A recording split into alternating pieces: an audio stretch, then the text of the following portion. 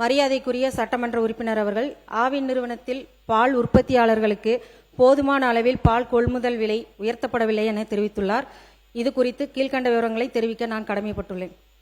ஆவின் நிறுவனத்தின் உயிர் நாடியாக உள்ள ஆவின் பால் உற்பத்தியாளர்கள் மழை, வெயில் என எந்த கடுமையான கால நிலைகளிலும் இரவு பகல் பாராது பால் கொள்முதல் செய்து ஆவின் நிறுவனத்திற்கு பால் வழங்கி வருகின்றனர். உயர்ந்து வரும் பால் உற்பத்தி செலவினத்தை கருத்தில் கொண்டு பால் கொள்முதல் விலையினை உயர்த்தி வழங்குவது மிக முக்கியமானது என்பதில் மாற்று கருத்துக்கள் இருக்க முடியாது. 2021ஆம் ஆண்டு முந்தைய அரசால் ஆவின் பால் பாக்கெட் விற்பனை விலை லிட்டர் ஒன்றுக்கு 3 ரூபாய் குறைக்கப்பட்டதால் ஆவின் நிறுவனத்திற்கு ஆண்டு ஒன்றுக்கு 270 கோடி ரூபாய் கூடுதல் நட்டம் ஏற்பட்டுள்ளது.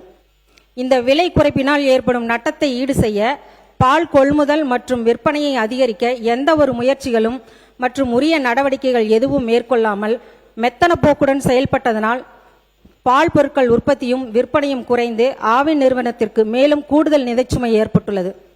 இவ்வாறு கடந்த ஆட்சிகால நிர்வாக குறைபாடுகளால் ஆவின் நிறுவனத்தின் நிதிநிலை பெரும் பின்னடைவை சந்தித்துள்ளது. ஆவின் நிறுவனம் கடுமையான நிதிச்சுமையை எதிர்கொண்டிருந்த நிலையிலும் ஆவின் பால் உற்பத்தியாளர்களின் நலனை கருத்தில் கொண்டு நிதிச்சுமையை காரணம் காட்டாமல் பால் கொள்முதல் விலையை மாண்புமிகு முதலமைச்சர் அவர்கள் உயர்த்தி வழங்கியுள்ளார்.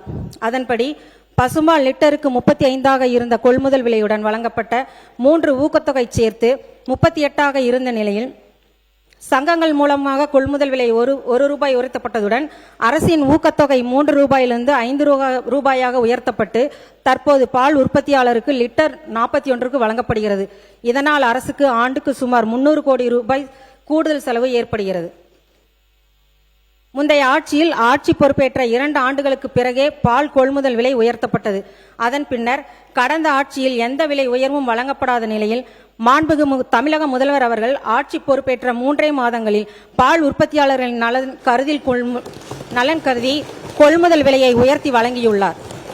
தமிழக வெற்றி கழகத்தின் தேர்தல் அறிக்கையில் தெரிவிக்கப்பட்டுள்ளபடி பால் கொள்முதல் விலையை லிட்டருக்கு 44 உயர்த்தி வழங்குவது தொடர்பாக மாண்புமிகு தமிழக முதல்வர் அவர்களுடன் இணைந்து ஆவின் நிறுவனத்தின் நிதிநிலை மற்றும் பால் உற்பத்தியாளரின் நலன் ஆகியவற்றை கருத்தில் கொண்டு பரிசீலித்து உரிய நல்ல முடிவு மேற்கொள்ளப்படும் என்பதை இந்த அவையின் மூலம் தெரிவித்துக் கொள்கிறேன்.